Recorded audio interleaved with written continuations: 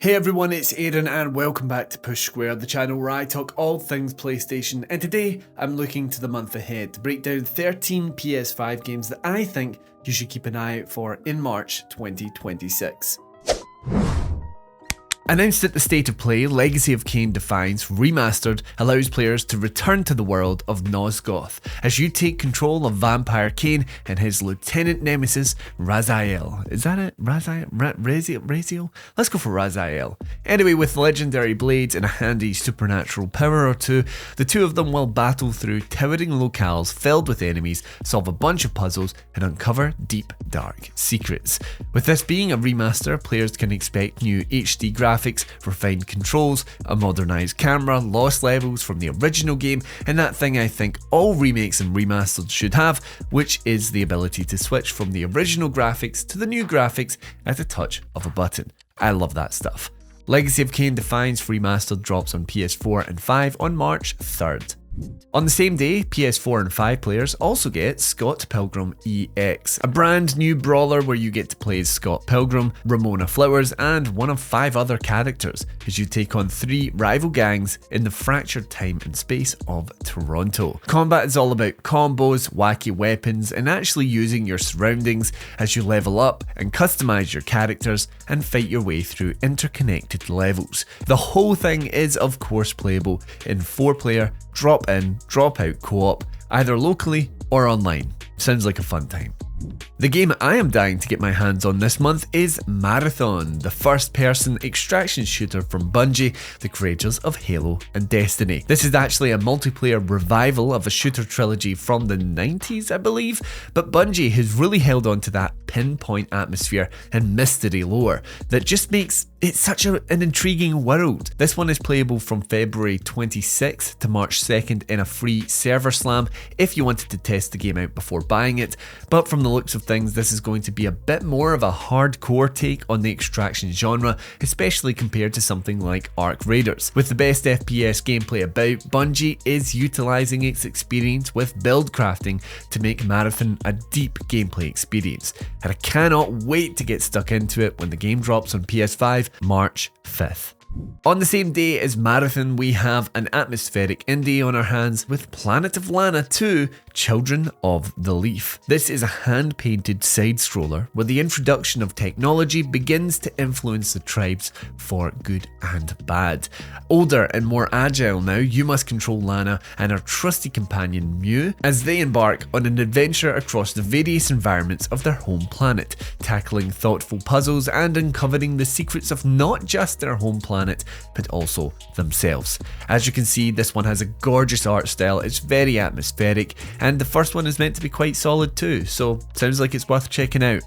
Fatal Frame 2 Crimson Butterfly Remake is of course a remake of the Japanese-styled horror adventure game from 2004 or 2005 depending on where you're situated. In it, twin sisters find themselves lost in an abandoned village that's being haunted by some vengeful spirits. You'll defend yourself against said spirits with the camera obscura, with new features such as focus, zoom and filter switch.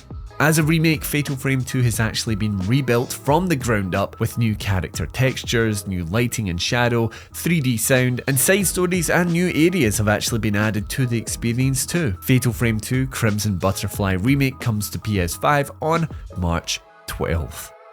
A game that's been in early access on PC for a few years now is finally making its way to release on March 12th and with it heading to PS5. It's a narrative-driven RPG prequel actually, set in 17th century Europe and takes place approximately 3 years before the events of the first game, so you don't need to have played the last one. You're someone from a magical island who's since been captured and brought to the mainland, and your task is to make your way home. But obviously there are plenty of baddies to dispatch along the way, including men and monsters, with real-time combat that can actually be paused for tactical plays, kinda like Final Fantasy VII Remake from the looks of things.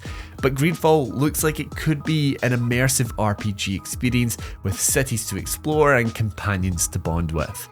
John Carpenter's Toxic Commandos is a first-person co-op shooter where teams of 4 will take on the hordes of the Sludge God.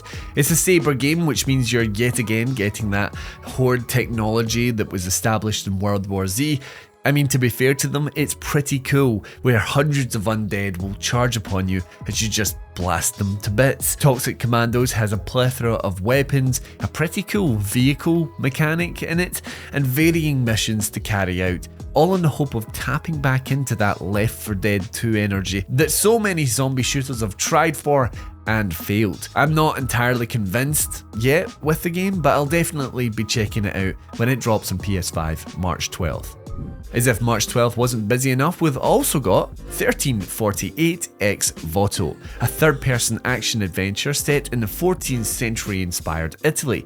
You play as Eta, a young knight errant on a quest to save someone dear to her. On your adventure, you'll encounter bandits, mercenaries, and religious zealots across cities and countryside, dealing with them with a combat style inspired by historical European martial arts, which was also animated with the help of trained performance capture. It's a little on the lower budget side from the looks of things, but it has something to it. I don't know, I think this one could be cool. We're finally moving past March 12th to the very next day, March 13th, with WWE 2K26, your yearly dose of wrestling goodness. This entry boasts over 400 WWE superstars and legends. You get to relive iconic moments from CM Punk's career. There are brand new match types to enjoy. There's new features coming to the game's sandbox universe mode. There are 2 new division-based storylines. There's actually a single-player story for the island, which you can of course play in co-op with a revamped progression system. There's factions building, and you can manage it all with My GM. Yeah, this sounds like a pretty hefty update if you're into your WWE. We might as well just stick with our yearly sports titles with MLB The Show 26, which is coming to PlayStation on March 17th, with early access kicking off on the 13th. As is the case with these games, you have refined gameplay with bear down pitching and big zone hitting mechanics. There's basically Ultimate Team from FIFA with Diamond Dynasty. There's a continued storyline with all new legends, uniforms and stadiums, a big campaign career mode. I mean, I'm not gonna lie, we don't really have baseball here in the UK, so I have no idea what bear down pitching actually means, but these are consistently one of the best selling titles for PlayStation, as I suspect our American audience out there absolutely love these. So yeah, here's a new one. Probably the biggest game of the month, Crimson Desert, seems utterly enormous. From Pearl Abyss, it's a game that's been in development for ages. This is an open world fantasy RPG with unreal depth to its combat and content. You've got a sprawling campaign with warring factions, you've got a plethora of side content and just stuff to immerse yourself in its world. And what is kind of striking is the enemy variety. You're fighting against giants, dragons, mechanic birds, I mean, all sorts, man. It's got just about everything in it. I am very curious to see how it all actually comes together when it finally launches on PS5. Life is Strange is back with Reunion, the next chapter in Max Caulfield's story, which also sees the return of Chloe, Max's love interest from the first game, which may be, you know, a little confusing depending on which ending you picked with the first game. Anyway, here you've got an all-new story where a deadly inferno will destroy Caledon University, so Max must use her rewind powers so that she can prevent the blaze. This will presumably also tie into the leftover narrative branches from 2024's Double Exposure, which I did find a little bit disappointing. I'm very curious to know why Chloe's back and what the hell is going on, but yeah, this looks like it's one for the OG fans of the series. It's dropping on PS5 March 26th. Wrapping up our video, we have Screamer, an arcade racer from Milestone, expanded with a JRPG inspired storyline. It's set in a futuristic racing world with tinges of 90s anime vibes, where races are speedy and explosively ruthless.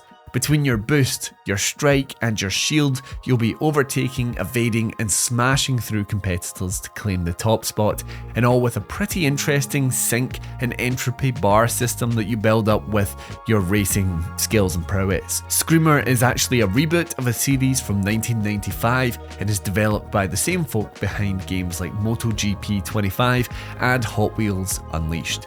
It's coming to PS4 and 5 on March 26th. So that's it for March, an utterly stacked month of exciting new PS5 releases.